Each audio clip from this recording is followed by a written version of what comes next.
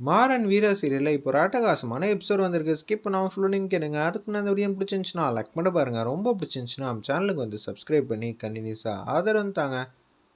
மாறன் மாட்டுக்கு நிதானம் இல்லாமல் வந்து டீ கடை வாசலில் நின்றுக்கிட்டு அப்படியே வெளியூர் போகலான்னு இருக்காங்க. அப்பன்னு பார்த்து வீரா வந்து இதெல்லாம் பார்த்துட்டு ராகவனுக்கு, கார்த்திக்கு, வள்ளிக்கு ஃபோன் அடித்து சொன்னதுனால அவங்க எல்லாரும் குடுகுடுன்னு வந்துக்கிட்டு இருக்காங்க.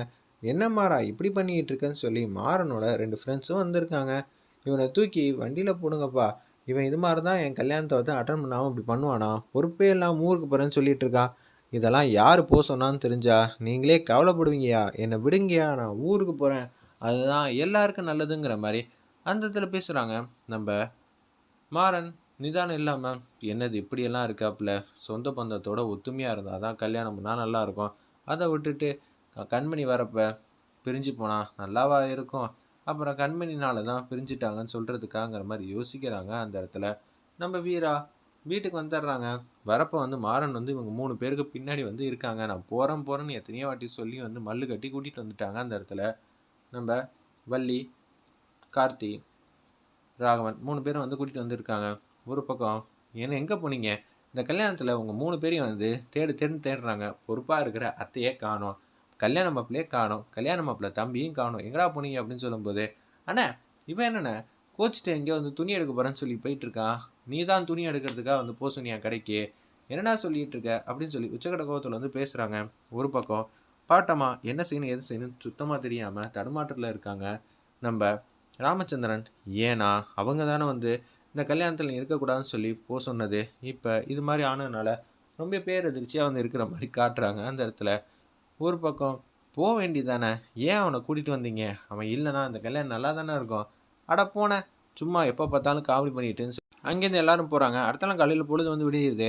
அப்போன்னு பார்த்து ராகவன்ட்ட, நான் இருக்கிற இடத்த எப்படி கரெக்டாக அந்த டீ கடையில் தான் இருப்பேன்னு எதிர்பார்த்துட்டே வந்தீங்களா அப்படின்னு சொல்லி கேட்கும்போது, வீரா தாண்டா ஃபோன் அடிச்சு சொன்னால், அந்த நல்ல காரியம் பண்ணது வீரா தானா, சரின்னு சொல்லி வீராவுக்கு வந்து ஃபோன் அடிக்கிறாங்க. நம்ம மாறன், என்னடி இப்படி காரியம் பண்ணி வச்சுருக்க, என்னது இங்கே வாய்ஸ் எங்கேயோ கேட்ட மாதிரி இருக்கே, மாறனோட வாய்ஸ், உனக்கு வேறு வேலையே இல்லையா, நான் மாதிரி நிம்மதியாக போயிருப்பேன்ல, அதை விட்டுட்டு ஃபோன் அடித்து எங்கள் அண்ணன்கிட்ட எல்லாம் சொல்லி வச்சுருக்கேன், எங்கள் அண்ணன் திருப்பி வந்து வீட்டுக்கு வந்து கூட்டிகிட்டு வந்துட்டாங்க, நான் தேவையில்லாமல் எந்த காரியமும் செய்ய மாட்டேன்.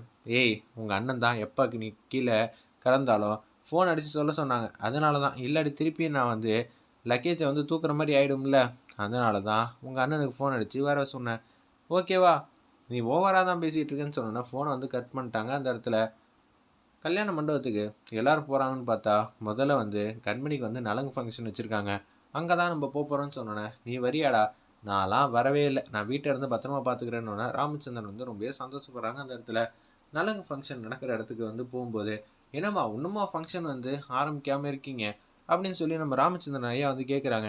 அண்ணா பொண்ணுக்குன்னு தாய் மாமா யாருமே இல்லை, நீயே தாய் மாமாவை இருந்து எல்லாமே பண்ணு, அப்பாடா இந்த கல்யாணத்துக்கு நான் என்ன செய்வேன் ஏது செய்வேன்னு தெரியாமல் தடுமாற்றத்தில் இருக்கேன், பொண்ணுக்கு தாய் மாமா உறவு தான் எல்லாமே, முதல் உறவே அதான், அப்படி இருக்க சூழ்நிலை இனிமேட்டு நான் கண்மணிக்கு என்ன வேணாலும் செய்யலாம், அந்த உரிமையை கொடுத்ததுக்கு ரொம்ப சந்தோஷம், ஏற்கனவே எங்கள் அண்ணன் இந்த குடும்பத்துக்கு வந்து அம்புட்டு சப்போர்ட் பண்ணுறாங்க, இதில் சலங்கை வேற கட்டிட்டா சும்மாவா அப்படின்னு சொல்லி பேசிகிட்டு இருக்காங்க. அந்த இடத்துல நம்ம வள்ளி அதே மாதிரி எல்லாரும் வந்து நலங்கு ஃபங்க்ஷனில் வச்சுக்கிட்டே இருக்காங்க.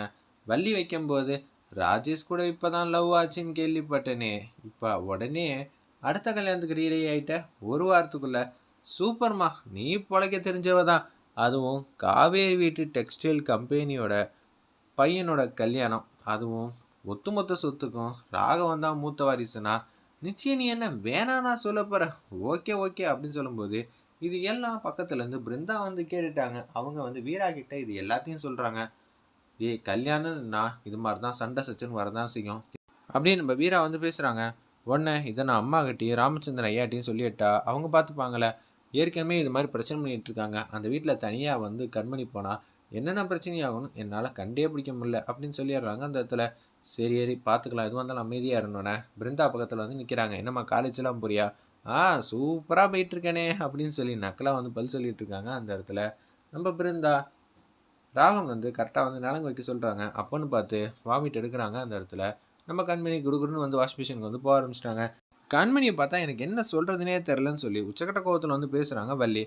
ஆவுன்னா இந்த பொண்ணு பாத்ரூமுக்கும் வாமிட்டுக்குமே சம்மந்தப்பட்ட மாதிரியே இருக்கே, இது என்ன புள்ளத்தாச்சி ஆவுன்னா வாமிட் எடுத்துக்கிட்டே இருக்கு.